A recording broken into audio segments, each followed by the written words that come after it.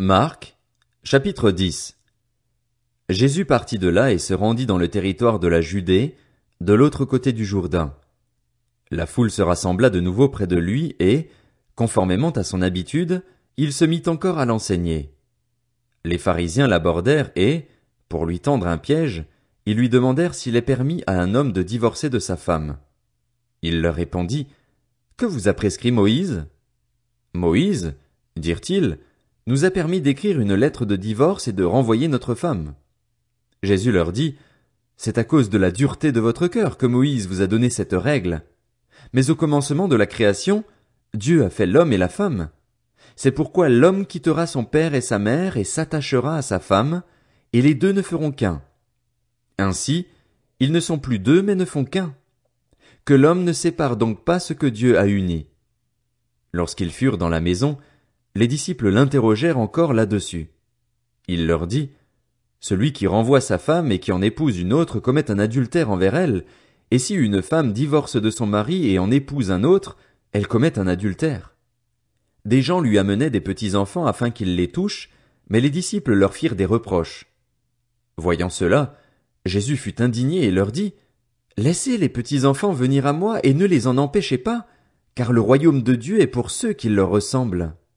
Je vous le dis en vérité, celui qui n'accueille pas le royaume de Dieu comme un petit enfant n'y entrera pas. » Puis il les prit dans ses bras et les bénit en posant les mains sur eux. Comme Jésus se mettait en chemin, un homme accourut et se jeta à genoux devant lui. « Bon maître, lui demanda-t-il, que dois-je faire pour hériter de la vie éternelle? » Jésus lui dit, « Pourquoi m'appelles-tu bon? Personne n'est bon, si ce n'est Dieu seul. Tu connais les commandements.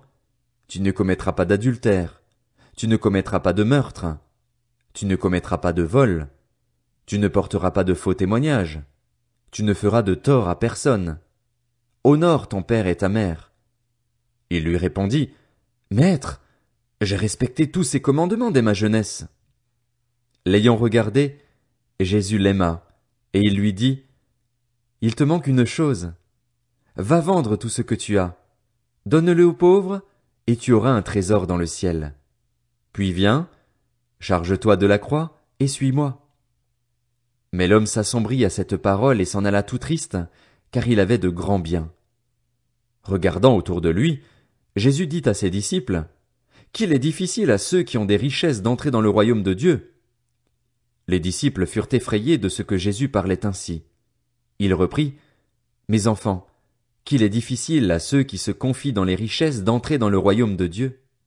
Il est plus facile à un chameau de passer par un trou d'aiguille qu'à un riche d'entrer dans le royaume de Dieu. » Les disciples furent encore plus étonnés et se dirent les uns aux autres, « Qui donc peut être sauvé? » Jésus les regarda et dit, « Aux hommes cela est impossible, mais non à Dieu, car tout est possible à Dieu. » Alors Pierre lui dit, « Nous avons tout quitté et nous t'avons suivi. » Jésus répondit, « Je vous le dis en vérité, personne n'aura quitté à cause de moi et à cause de la bonne nouvelle sa maison ou ses frères, ses sœurs, sa mère, son père, sa femme, ses enfants ou ses terres, sans recevoir au centuple, dans le temps présent, des maisons, des frères, des sœurs, des mères, des enfants et des terres, avec des persécutions et, dans le monde à venir, la vie éternelle.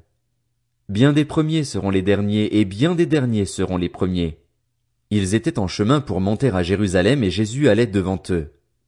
Les disciples étaient effrayés, et ceux qui le suivaient étaient dans la crainte. Jésus prit de nouveau les 12 avec lui et commença à leur dire ce qui devait lui arriver. « Nous montons à Jérusalem, et le Fils de l'homme sera livré aux chefs des prêtres et aux spécialistes de la loi. Ils le condamneront à mort et le livreront aux non-juifs. Ils se moqueront de lui, cracheront sur lui, le fouetteront et le feront mourir, et 3 jours après il ressuscitera. » Jacques et Jean, les fils de Zébédée, s'approchèrent de Jésus et lui dirent, « Maître, nous voudrions que tu fasses pour nous ce que nous te demanderons. » Il leur dit, « Que voulez-vous que je fasse pour vous? » « Accorde-nous, lui dirent-ils, d'être assis l'un à ta droite et l'autre à ta gauche, quand tu seras dans ta gloire. » Jésus leur répondit, « Vous ne savez pas ce que vous demandez. Pouvez-vous boire la coupe que je vais boire ou être baptisé du baptême dont je vais être baptisé? Nous le pouvons, dirent-ils. Jésus leur répondit, vous boirez en effet la coupe que je vais boire, et vous serez baptisés du baptême dont je vais être baptisé. Mais quant à être assis à ma droite ou à ma gauche, cela ne dépend pas de moi et ne sera donné qu'à ceux pour qui cela est préparé. Après avoir entendu cela, les 10 autres commencèrent à s'indigner contre Jacques et Jean. Jésus les appela et leur dit, vous savez que ceux que l'on considère comme les chefs des nations dominent sur elles et que leurs grands les tiennent sous leur pouvoir. Ce n'est pas le cas au milieu de vous, mais si quelqu'un veut être grand parmi vous, il sera votre serviteur. Et si quelqu'un veut être le premier parmi vous, qu'il soit l'esclave de tous.